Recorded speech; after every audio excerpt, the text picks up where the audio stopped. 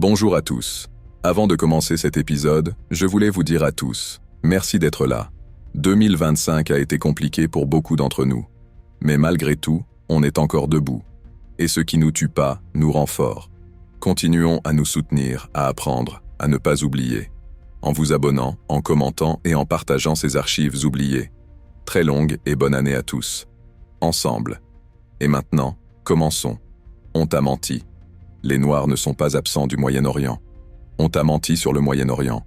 On t'a montré des visages, des conflits, des religions. Mais rarement la présence noire. Comme si l'Afrique n'avait jamais traversé cette région. Comme si les Noirs n'y avaient jamais vécu.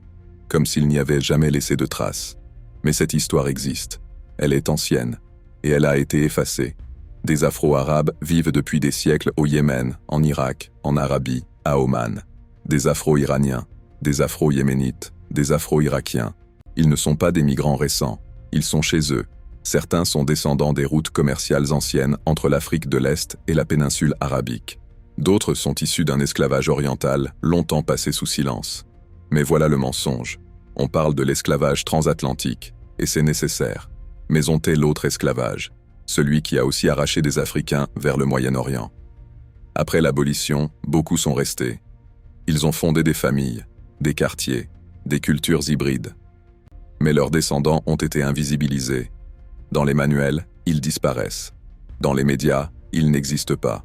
Dans les récits nationaux, ils sont souvent niés.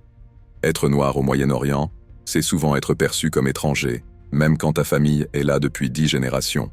On t'a menti en te faisant croire que la présence noire hors d'Afrique se limite à l'Europe ou aux Amériques.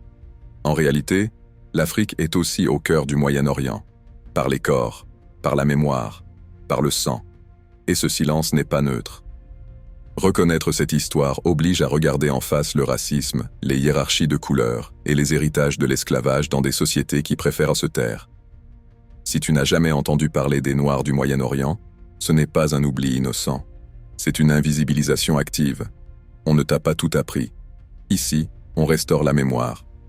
Abonne-toi.